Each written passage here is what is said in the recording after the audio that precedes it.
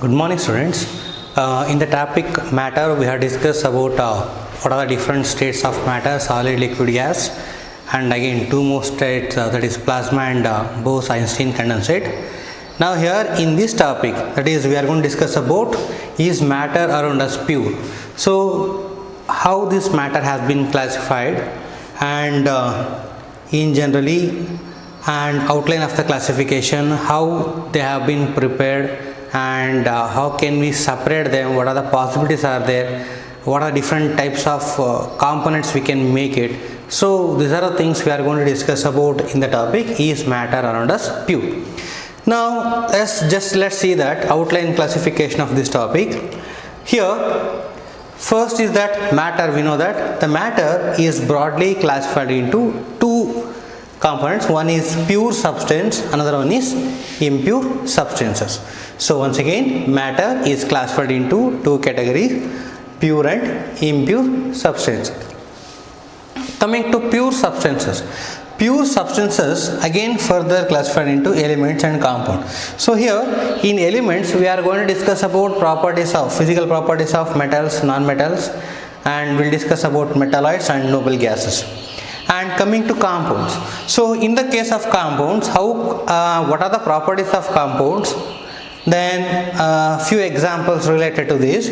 Okay, then afterwards impure substance nothing but mixtures.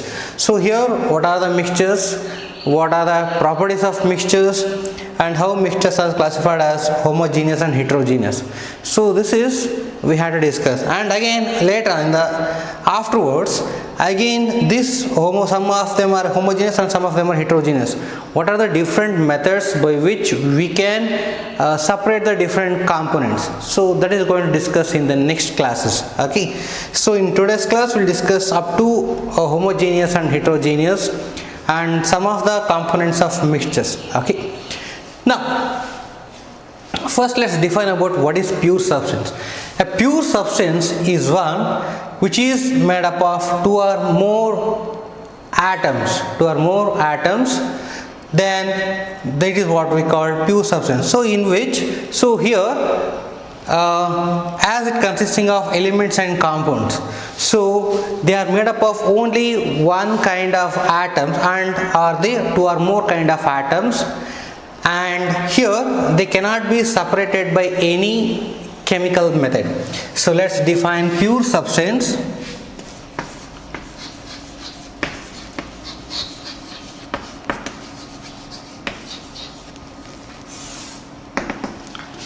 So these are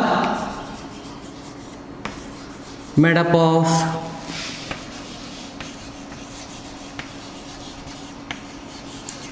two or more atoms. These are made up of two or more atoms which cannot be separated,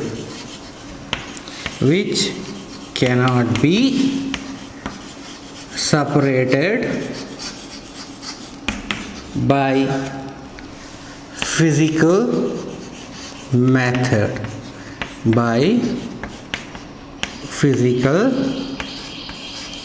method. This is what we call pure substance. So these pure substance again further classified into elements and compound. Now coming to elements.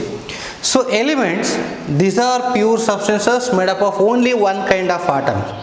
Say for example you take iron made up of iron atoms only. If you take copper made up of copper atoms only. Like that, elements, these are pure substance made up of only one kind of atoms which cannot be further break down into its constituents. This is what we call elements.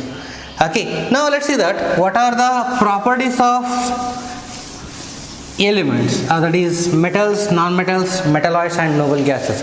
So as I said that in the beginning, elements, which is again further classified into say metals, non-metals, metalloids,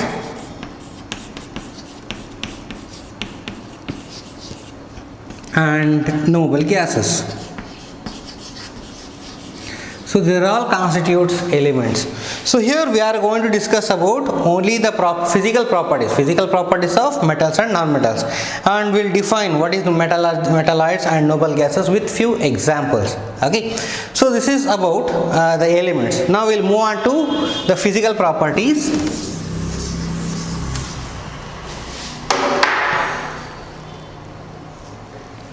You are coming to physical property. The first thing is that physical state. So physical state means how they appear, means whether they are in a solid state, liquid state or gaseous state. So in this case, physical state, so metal, these elements, that is metals, most of them are solid in state. They are solid in state except mercury. So all of the elements, so all of the metals, they are all solids except mercury. Mercury is the only the liquid metal. Then coming to hardness. So if you touch the metal, you come to know that it is very hard in nature. So we can say that usually metals are hard. They are hard in nature.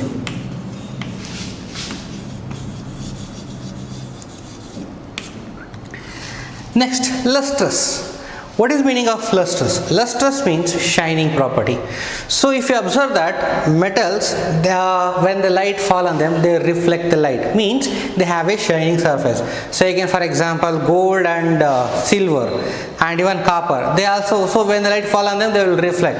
That's why copper and silver and gold, they are usually making jewelries. And sometimes if these metals exposed to atmosphere, so some that a thin, a dark surface, they start appear to be dull because some oxide, sulfide or carbonate ores, they may be deposited on the surface of the metal. So in that cases, if we can wash with a weak acid, so that we can remove that dull surface, and again the metal, they start reflecting the shining property. This is what we call lustrous. In generally, we can say that metals are lustrous in nature. So here metals, they are lustrous, they have shining property.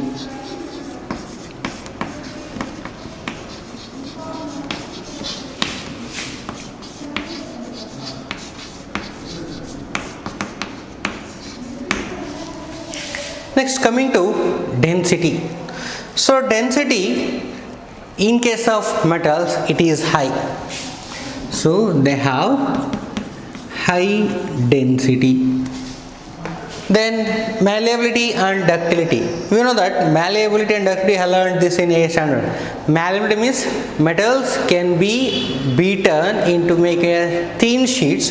It is called malleability. And about the ductility means metals can be drawn into wires. So in generally, metals, they show the properties of both malleability and as well as ductility. Next, coming to sonorous. So sonorous means producing sound.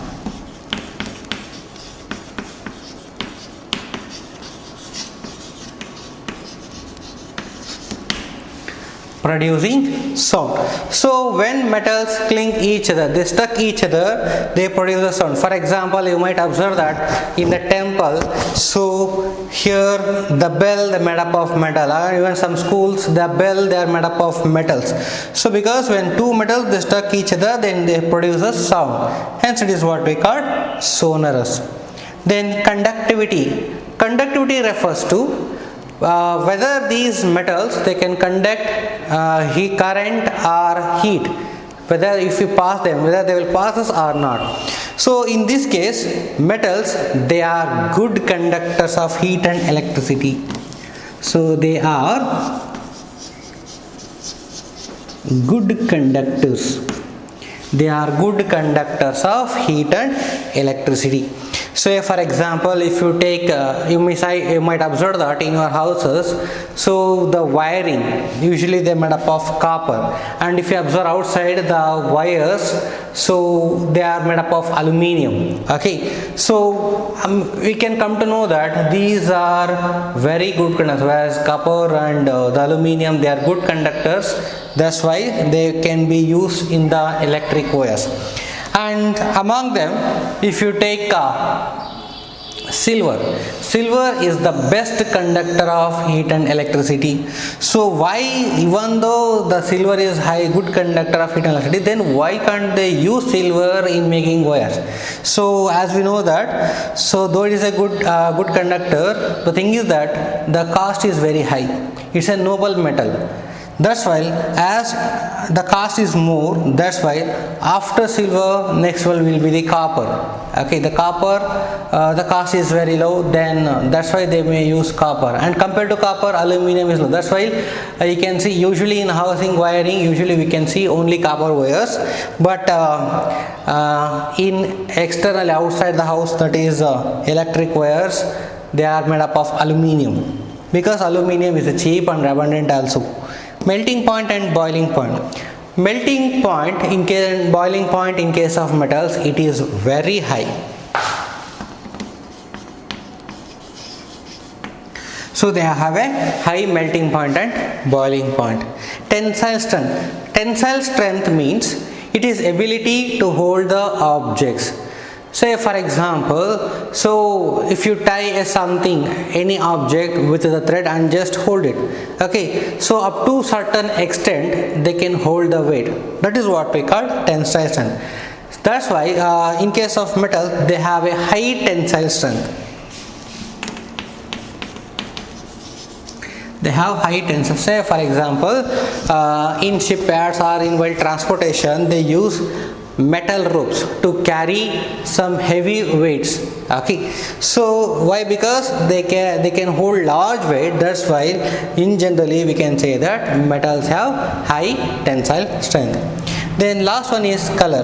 So color in case of metals, usually they are gray in color, but like gold,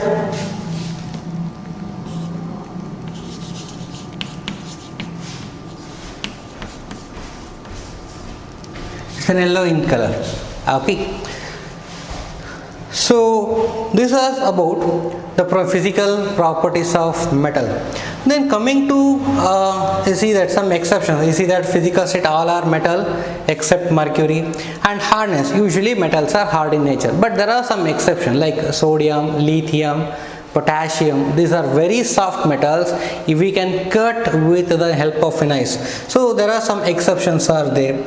And coming to malleability and ductility, we cannot make zinc in the form of malleable, and even ductile also. And conductivity, so coming to conductivity, lead is a poor conductor, and compared to lead, mercury is also a poor conductor of heat. So this is about the physical properties of metals. So after discussing about the physical properties of metal, next move on to physical properties of non-metals.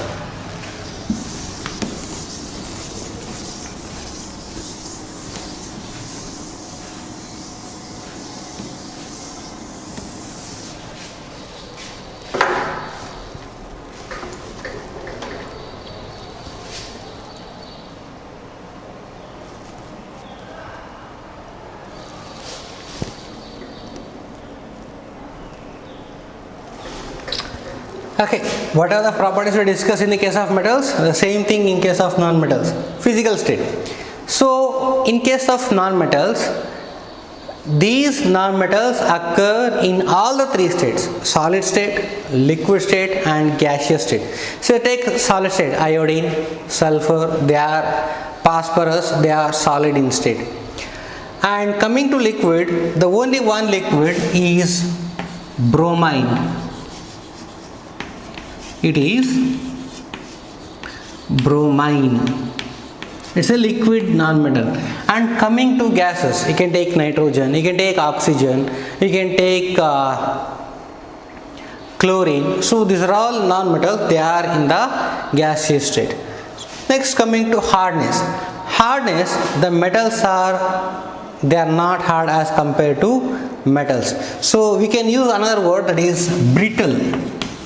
They are brittle, means they appear to be hard, but if you apply pressure they will break. Say for example the lead, okay, it appears to be hard. If you apply pressure it will break. So say for example graphite, you can take graphite in the pencil. Okay, it's a non-metal. So this graphite, as in the pencil head, it appears to be hard, but if you apply pressure it will break. That is the meaning of brittle. Lustrous. Lustrous, shining property. Again, usually the non-metals, they don't have shining property except iodine.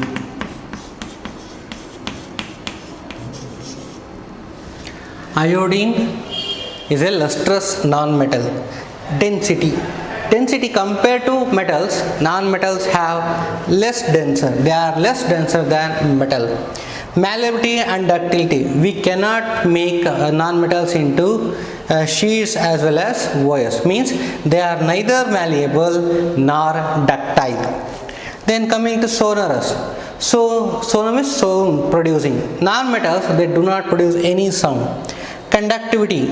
So they are bad conductors. Non-metals are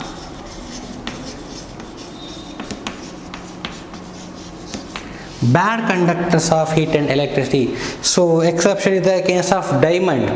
So carbon in the form of a diamond is a good conductor of heat. Okay, and if you take a graphite, it is also a form of carbon. It can conduct electricity. So melting point and boiling point. So melting and boiling point, it is low compared to metals and non-metals. It is very low compared to metal and non-metal. Tensile strength. It is less in case of non-metals compared to metal. Then coming to sulfur color, non-metals are having different color. Say sulfur. Sulfur, it is yellow in color, and phosphorus, it is available in both white and red. Chlorine, greenish yellow. Like that, there are different types of colors you can see in the case of non-metal. Okay, so these are some of the physical properties of non-metals.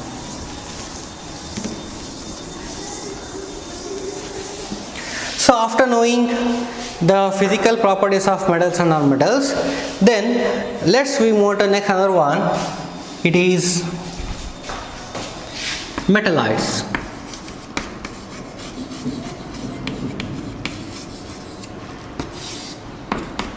Metalloids means these are the elements which exhibit the properties of both metals and non-metals. So these are substances. These are the elements which exhibit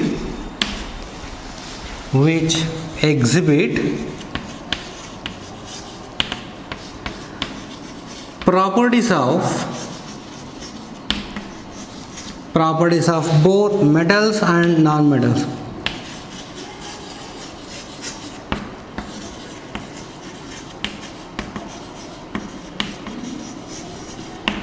Metals and non-metals, then they are called as metalloids. Say example, boron, arsenic, bismuth,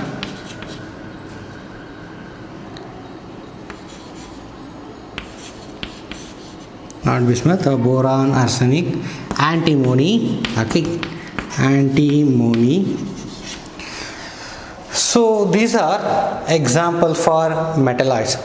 Then last one, noble gases.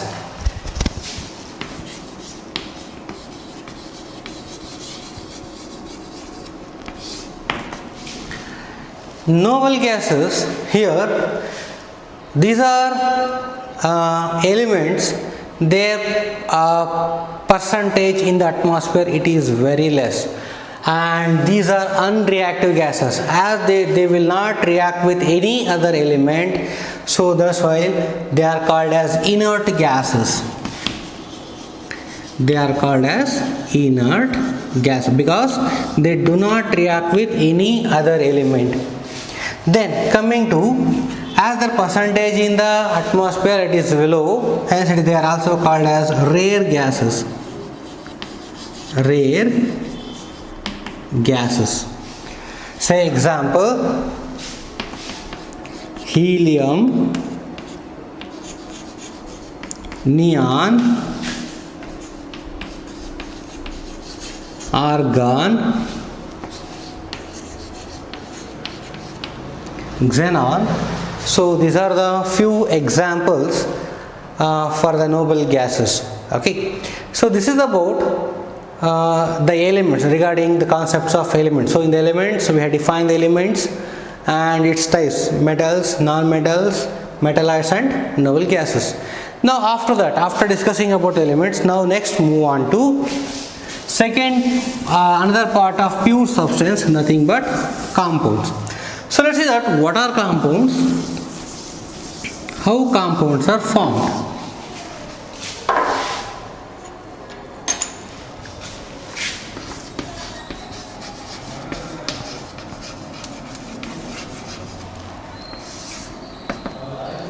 So let's define compounds. These are substances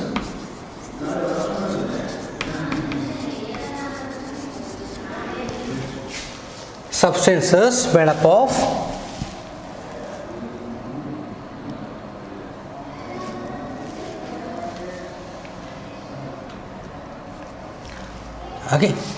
these are the substances made up of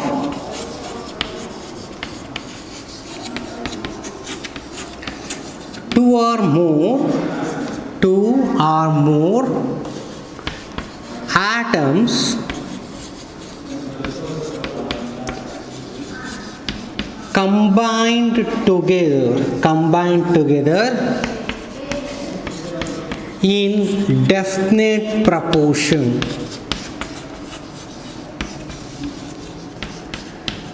Combined together in definite proportion, it is called as compounds. Say for example, you take water. So water formula is H2O. If you observe that in order to form water, 2 hydrogen has to combine with 1 oxygen atom. Then only they can expect the water. Like that, ammonia NH3. So 3 hydrogen combine with nitrogen, they form ammonia. Means the compound here, observe that here it is made up of 2 elements, here it is 2 elements. So like that, you can take copper sulfate. Here 1, 2, 3, 3 elements are there. Means they are made up of 2 or more atoms, and they have been arranged in a such a way that there will be a definite proportion. This is what we call compounds. Now after knowing about the compounds, let's move on to properties of compounds.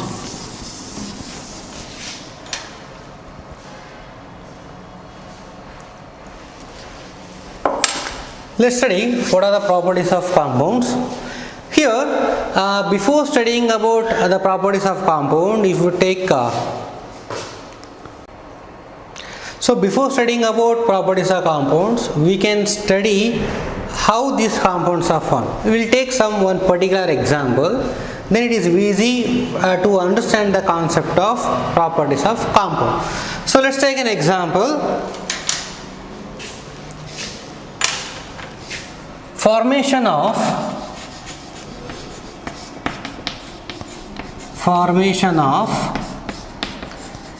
iron sulfide. So its formula is FeS. This is an example that is a compound, iron sulfide. So let's see first how iron sulfide is prepared. So iron sulfide can be prepared when iron is heated with sulfur. Iron is a metal, sulfur is a non-metal. When these mixture, we have taken appropriate proportion of that, then we heat that. After heating, so the color of the iron is gray and sulfur is yellow. After heating, they become black color substance. The black color substance is iron sulfide. Okay, so this is how we can prepare iron sulfide. Let's see properties. Then a compound cannot be separated into its components by physical method. So this is the first property. You see that iron and sulfur. So here, what are the physical methods by which generally we can separate iron and sulfur means? So we know that iron, it is usually attracted by the magnet, and sulfur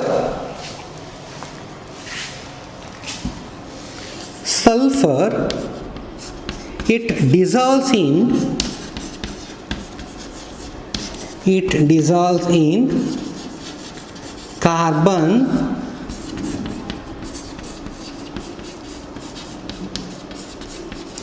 disulfide.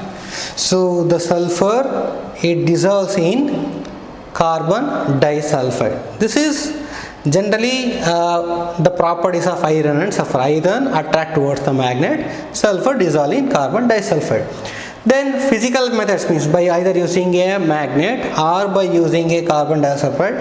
Is it possible to separate? That we have to check. So once the compound is formed, it is not possible to separate these iron and sulfur using either a magnet or by using a carbon disulfide. So if you place a magnet over the iron sulfide, iron particle, they will never attract towards the magnet. At the same time, if you dissolve iron sulfide in carbon disulfide, again the sulfur, it is not going to dissolve, because both iron and sulfur, they are in the combined state, means they are chemically react with each other, they form a compound. That's why the first one says that the components means the constituents. Components are constituents, nothing but elements which are involved in the formation of a compound. This is what we call component. Say for example, water.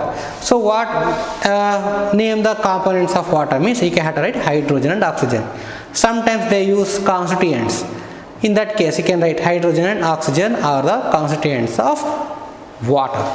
Okay, this is the first point. Next one, the properties of compound are entirely different from those of its constituent element. Means here the properties of this iron sulfide is different from that of iron and sulfur. So let's see what is actually the chemical property. So if you take iron, reacts with sulfuric acid, then it forms iron sulfate and hydrogen gas. Means when iron reacts with sulfuric acid, it produces hydrogen gas. But if you take iron sulfide, FeS, with sulfuric acid, so we are taking the same acid, and here instead of formation of hydrogen gas, it produces a rotten egg smell of hydrogen sulfide. So you can observe the difference here. Iron react with sulfuric acid, it producing hydrogen gas, but iron sulfide producing hydrogen sulfide gas. Means the gases obtaining in these reactions, it is different. Means they are not going to produce the same product. Means the properties of constituents in a compound, they are entirely different from one another. This is one another is an example. So another one you can give that sulfur dissolve in carbon disulfide, but iron sulfide, it will not dissolve, as it contains sulfur, it will not dissolve in carbon disulfide.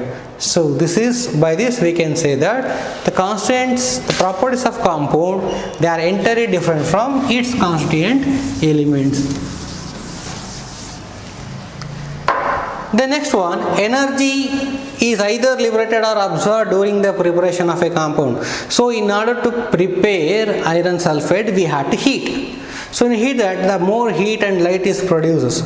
Means sometimes during the formation of any compound, either it may be energy is liberated or it may be absorbed.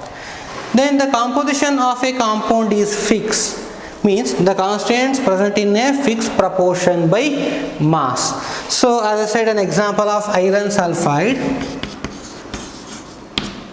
Here the proportion of iron and sulfur is fixed. Then if you take water again, their percentage is fixed. Say for example it contains 1:8 ratio, means 8 mass of oxygen combined with 1 mass of hydrogen.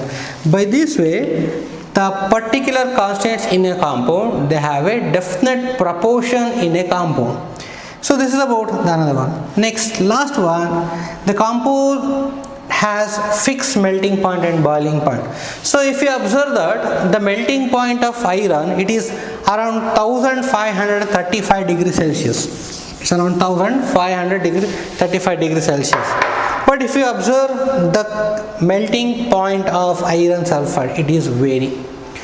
So this clearly shows, again if you take sulfur, again its melting point is less, because metals having high melting point, non-metal they have less melting point. Okay, but if we combine together, then the whole iron sulfide or the compound, they have their own melting point. By this way we can say that the compound has fixed melting and boiling point. Then compound is a homogeneous substance. Say homogeneous substance means we cannot make a difference.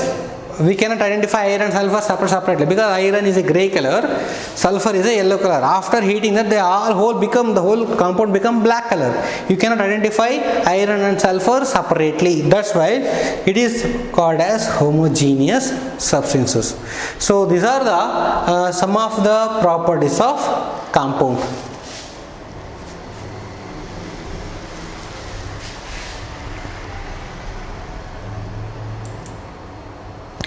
Next, coming to properties of mixtures.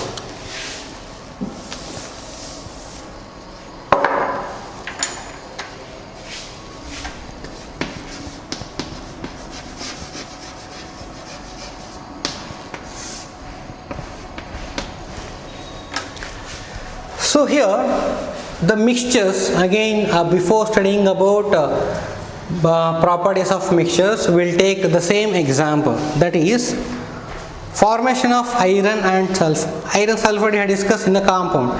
Here we are taking the same elements, iron and sulfur, but the thing is that we are mixing them and we are not heating. Okay, just we are simply mixing. So what are mixtures then? So mixtures, these are the, let's define first. These are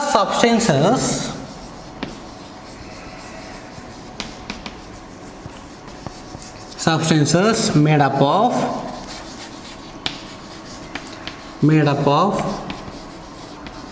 two or more elements or compounds. Elements or compound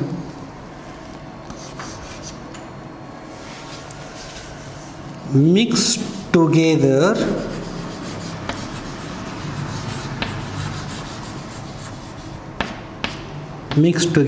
in any proportion,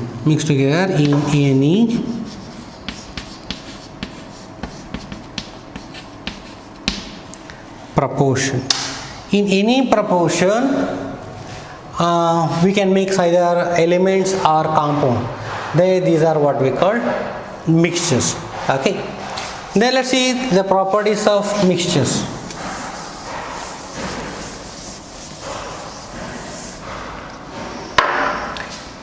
So here, as mixture means we are mixing iron and sulfur in any proportion. Just we are taking some amount of iron and sulfur, then we are mixing together. Then they form mixture of iron and sulfur.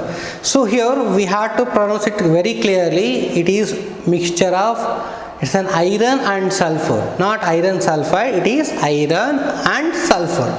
Okay, a mixture can be separated into its components by physical method. Means the whatever the constants are present in the mixture, we can separate them. Say for example, we know that iron can be easily attracted by the magnet, so we can separate iron, and sulfur they easily dissolve in carbon disulfide, so we can separate the sulfur and iron by physical method. So a mixture shows the properties of all the constants present in it, because as they are not chemically combined together, so each individual or each element present in the mixture, they shows their property. And third one, one, its energy is neither liberated or nor absorbed, because we are not chemically combining together. We are simply mixing two different components. That's why energy is neither liberated nor absorbed. And here the composition of mixture is variable, because we are not making a compound, we are mixing the two different constituents. That's why the mixture don't have any particular composition, and they don't have definite melting and boiling point also, because as they are not chemically combined, they don't have melting and boiling point, and it is an heterogeneous. Usually most of the mixtures are heterogeneous, but again there are some exceptions. Usually the solutions, even though they are made up of two or more mixtures, we cannot identify them easily. So depending on that, the mixtures we again further categorize two types, homogeneous and heterogeneous. So let's discuss the classification of mixtures. So these are the properties of compounds and mixtures. In generally, whatever the properties are discussed in the compound, the reverse of that, the reverse is the properties of mixtures.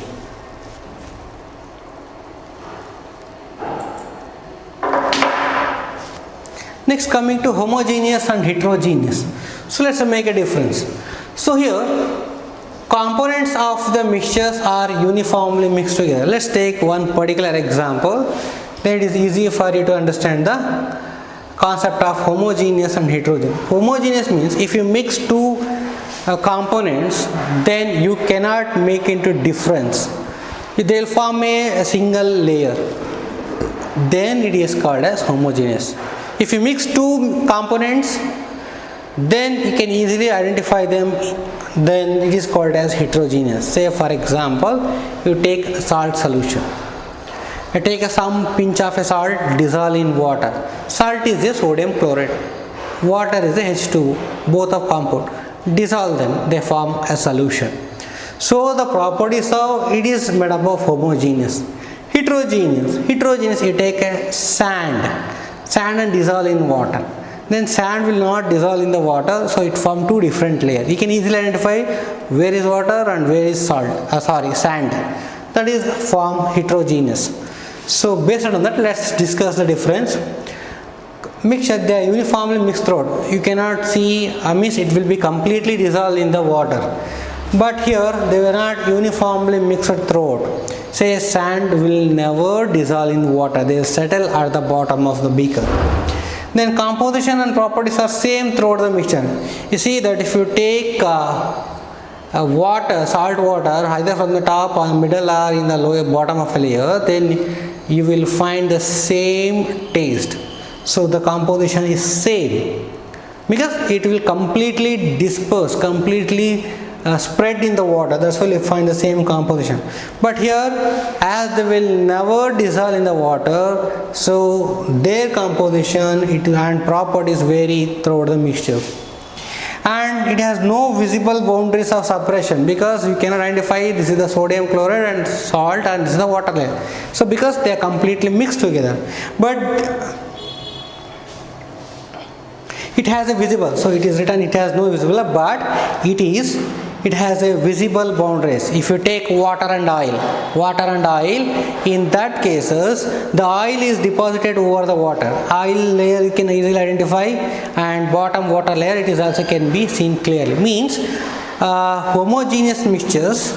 So homogeneous mixtures, they have no visible boundaries, but heterogeneous mixtures, they have a visible boundary. Remember, it has no visible boundary, but heterogeneous, they have a visible boundary. Means there are two, or if you take two separate components, you can find two visible layers. Okay.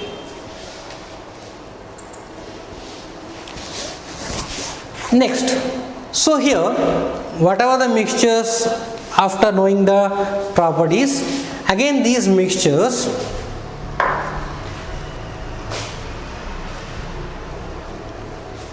have different types. Means it can be prepared solutions, suspensions and colloids. So these mixtures, it may be solutions,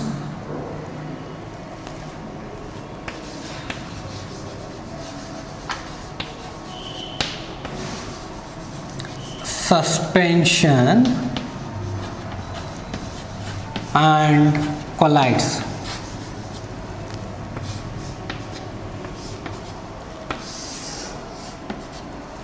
Solution and suspension and this is a general classification of preparing the mixtures.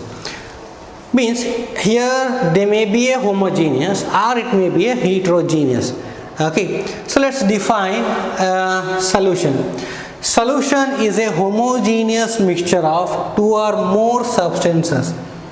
Solution is a homogeneous, so you can use the word homogeneous. Means here whatever the components are dissolved, components are formed in this, you will find only a single layer. You cannot find two or more different constants, so it is a homogeneous. Remember this one. Then again, true solution, in that most of the solutions are homogeneous. Let's see what is true solution. A solution in which the particles of solute are broken down to such a fine state that they cannot be seen under powerful microscope. Means if you take a salt and dissolve in the water, then these salt particles, they will break themselves finely particle and they will disperse, they will mix with the water completely. And even if you see under the electron microscope, you cannot identify the salt particle individually. So that is what we call true solution. So let's see what are the properties of true solution. So a solution is a homogeneous mixture, means you cannot identify different particle. The size of the particle is so extremely small. You can generally say that they are usually less than 1 nanometer. So here nano refers to, say nanometer, nano refers to 10 to the power of minus 9. This is nano, so very less particle.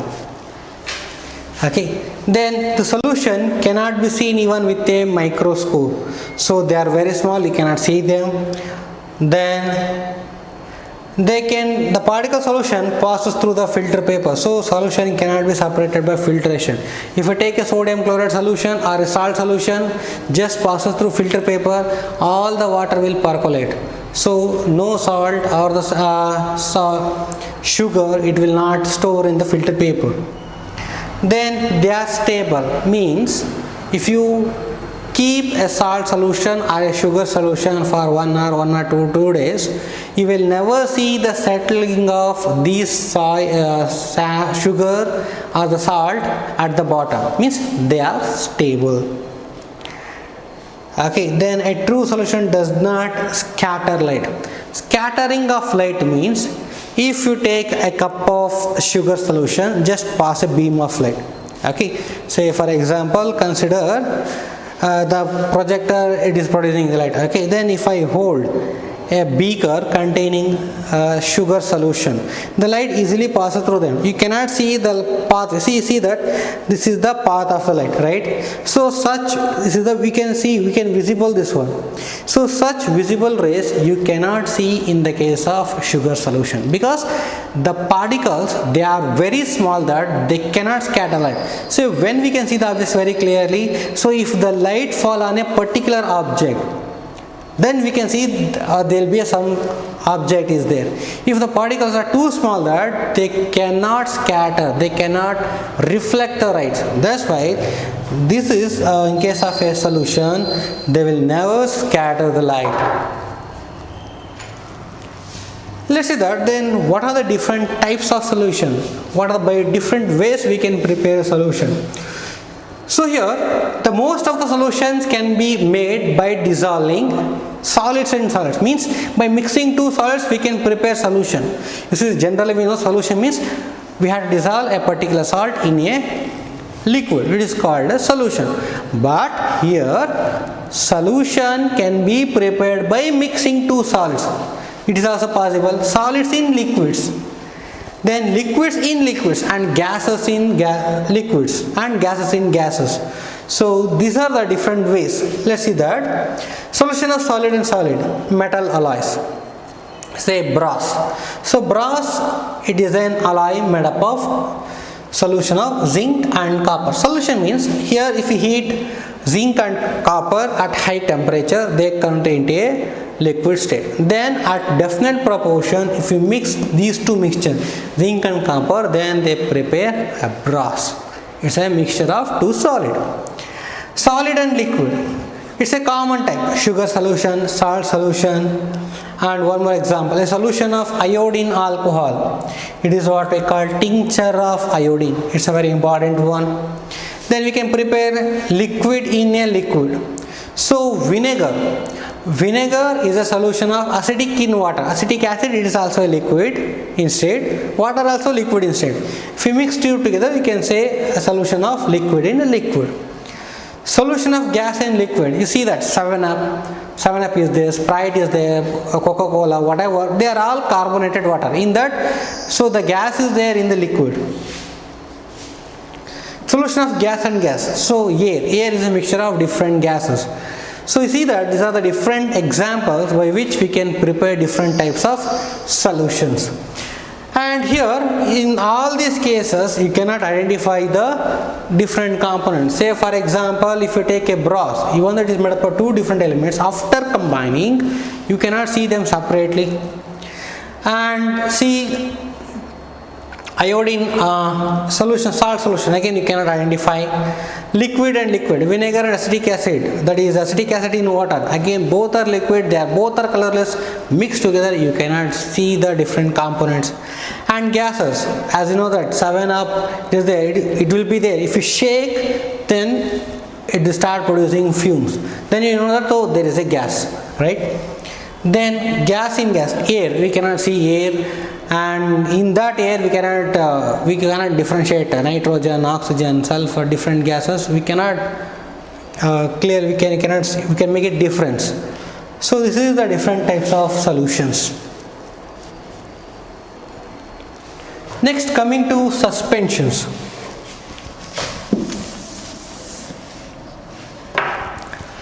Suspension, it is a heterogeneous mixture in which the small particles of a solid they spread throughout a liquid without dissolving in it. You see that there is a heterogeneous, means even if you try to mix together, they will never dissolve in that. Just they simply spread. They simply spread in the liquid state. Then it is called as suspension. So let's see what are the properties. A suspension is a heterogeneous mixture. So you can see a clear liquid. The particles of suspension can be seen by the naked eye. Means the particle size is somewhat bigger, say more than 100 nanometers, so that we can see them very clearly. It can pass us through, say the particles of suspension scatter a beam of light passing through it and path is visible. Means let's say that if you take a beaker off and take a suspension and pass a light through that, you can see the visible path inside that. Visible path means you see that this is the beaker, okay, and you have taken some solution. Then if you pass a light, so in the middle, the passing of the light you can see easily because the particles are bigger inside. So the light, when they fall on those particles, they reflect the light. That's why we can see the visible path. But it is not possible in case of true solution because the particles are so small. Then the suspension is unstable. Means if the suspension, if you keep for few hours or few minutes, the particles start going to settle at the bottom. Then it is what we call unstable. Say for example, you might observe that in some syrups they are given that before using just shake it. Why they given that? They are made up of suspension. They want the medicine which is dissolved in the liquid part, they are very minute, even they may settle at the bottom, but we cannot see that. That's why we have to shake it so that you can make uniform mixing so that it will be effective. That's why while taking the medicine, always we have to shake before, because it is a suspension. Remember this one, students. The next one, the particle suspension do not pass through filter paper because the filter paper particles, they are more bigger compared to suspensions.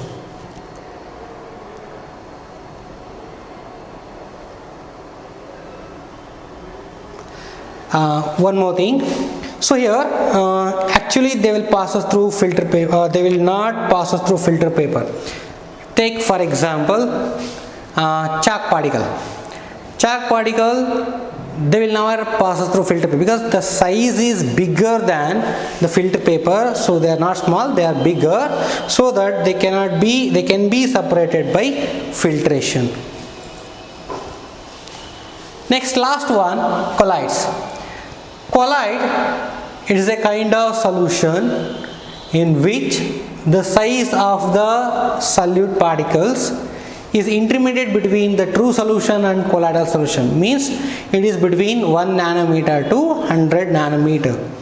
So let's see that let's see the properties. Again, it is also heterogeneous mixtures, and the particle size in between 1 nanometer to 100 nanometer. So even the particles of most colloids cannot be seen even with a microscope, so we cannot see them, but the particles of colloid can pass us through filter paper. You see that they are showing the properties of both solution as well as suspension. Say colloids cannot be separated by filter paper. Just like true solution, we cannot separate the particle, but colloids suspension, we can separate the particle by using a filter paper, but colloids we cannot separate them.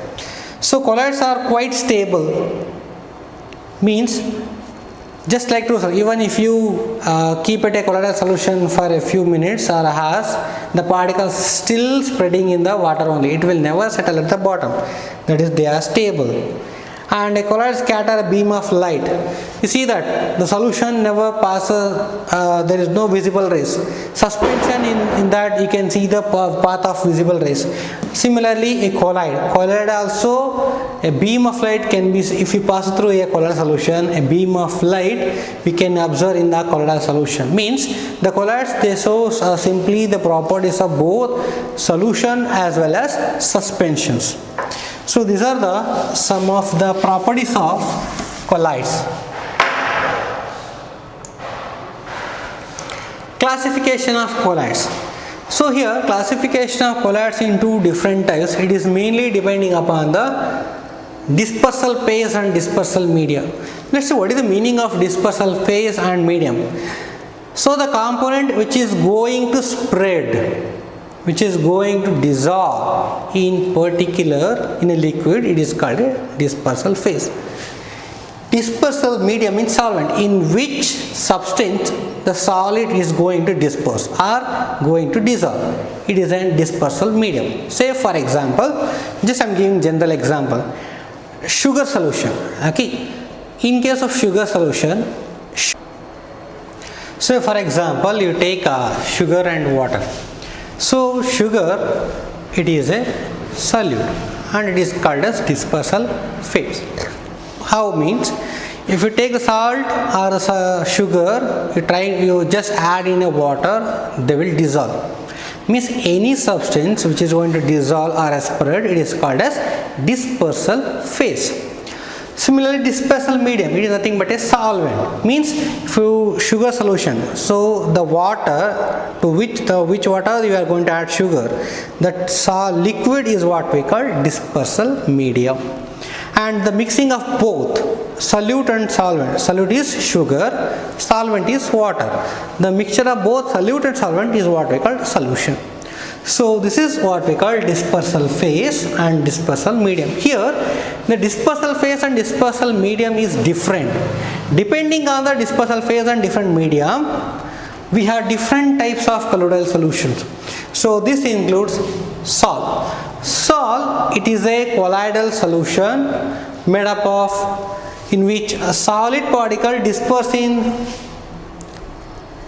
liquid medium. Means if you dissolve a solid, or if the solid is dispersed, it is not going to dissolve, it is going to disperse in liquid medium, then it is called as sol. For example, ink, soap solution, starch solution and most of the paint here, solid particles are there. They are not going to dissolve in the particular solvent, but they will spread.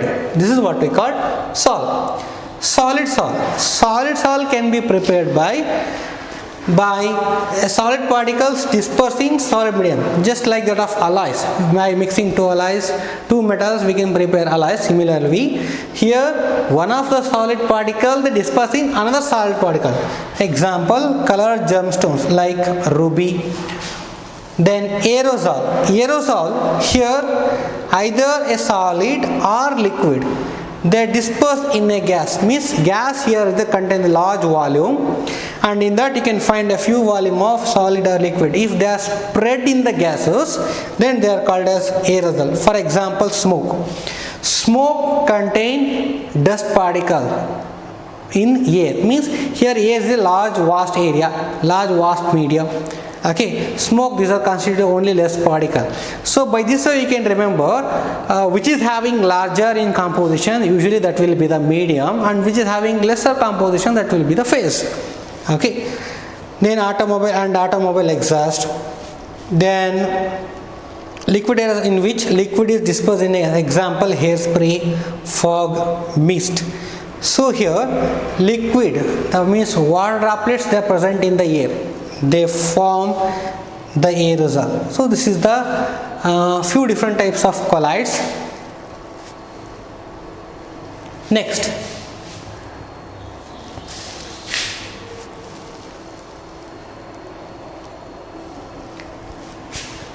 concentration of solution. Next thing is concentration means, as I say that we will dissolve a sugar in a water. The proportion may vary. You can add small quantity or large quantity. Depending on that, whether the liquid can dissolve whole salt or sugar or will not. Depending on that, we have two types of solution, that is unsaturated and saturated. Let's see what is unsaturated. A solution in which more quantity of solute can be dissolved without raising temperature is called as unsaturated solution. Unsaturated, for example, you take a beaker, just you are going to add one cup of water in a beaker, and you just add a spoon of sugar, then dissolve it will completely dissolve. Again add second more, like that, means till it has ability to dissolve more salt. That is what we call unsaturated. For example, if you are hungry, then you will eat more and more, means you are unsaturated. Your stomach is not completely filled. This is what we call unsaturated.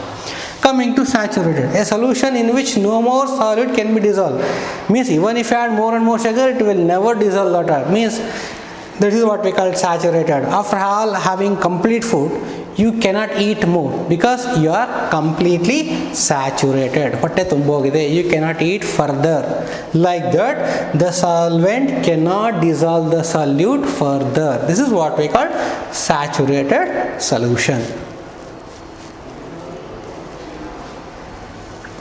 So this is one more different types of colloids we have discussed. Okay, we'll continue that. So emulsion is a colloid in which minute droplets of one liquid are dispersed in another liquid. Means if liquid droplet dispersed in liquid, it is emulsion. Foam, gas in liquid medium. Okay, soap bubble, shaving cream, and example. Solid foam, a gas dispersed in solid medium. Okay, then gel, it's a semi-solid colloid in which there is a continuous network of solid particle dispersed in liquid. Solid particle, they disperse in liquid, they make network like gelatins, jellies, hair gel. These are different examples for colloids. Next one, solubility. Solid means dissolving capacity. So as we know that, as different people, they take different types of composition. They may take a spoon, they may take 2 spoons or more than that. So in order to make it a general for all, so it is nothing but a maximum amount of solute which can be dissolved in 100 gram of solvent. So at a specific temperature known as solubility of that solvent, because they will take 1 spoon and they will dissolve in small cup. Some will take 1 spoon of sugar in bigger one having more than water. Some will take in bucket, like, so that as in order to make it general to all, whatever the salt may be, it has to dissolve in only 100 gram, means 100 ml of water. Then it is what we call solubility. So this dissolving solubility rate, it will be have some conditions. So there will be effect on pressure, and let's see that if the effect of temperature, pressure and solubility is as follows. One is that solids in liquid usually increases on increasing the temperature. Means if you increase the temperature, what happens? It makes the space available for the solid to dissolve, so that solubility rate increases. If you decrease the temperature, so that the water molecule come closer, and so that there will be less space available for the solute, so that the solute, the decreasing solubility rate of solubility, it goes on decreases, but there is no effect on pressure. Similarly, there will be effect on gases also. Gases in liquid usually decrease on increasing the temperature. Means solubility, if you increase temperature, so that the gas can escape easily. But if you reduce the pressure, so the temperature, so that the spaces will be more for the water and gases can accommodate. So this is in case of solubility. Okay, so after all discussing about the solubility, so in the next coming classes we'll discuss about how to separate the mixtures. Thank you.